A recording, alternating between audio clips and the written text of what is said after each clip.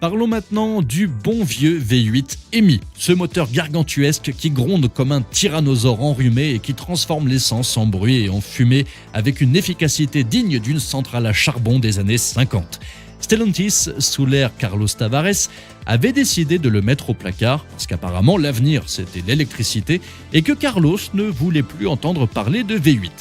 Sauf que petit problème, de l'autre côté de l'Atlantique, les Américains aiment encore leur gros moteur thermique, et pas qu'un peu.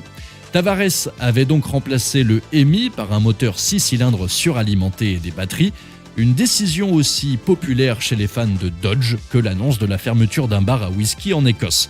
Mais attention, retournement de situation, Carlos Tavares est parti et voilà que des rumeurs émergent sur un possible retour du V8. Et ce n'est pas juste un bruit de couloir, Matt McAleer, grand patron de Dodge, a confirmé que le sujet était sur la table. Le hic, c'est que faire revivre un moteur aussi polluant en plein air des normes environnementales n'est pas gagné d'avance. Officiellement, personne ne sait encore si le EMI pourra passer les nouvelles réglementations américaines. Et même si Donald Trump, grand ami des V8 bruyants et des pots d'échappement libres, est à la Maison-Blanche, son mandat ne dure que 4 ans. Or, investir des millions dans un moteur qui pourrait être interdit par le prochain président pourrait s'avérer risqué. Mais Stellantis semble vouloir tenter le coup et selon Mopar Insider, la production du V8 EMI en version 5 litres 7 pourrait reprendre pour les Dodge Durango et Ram 1500.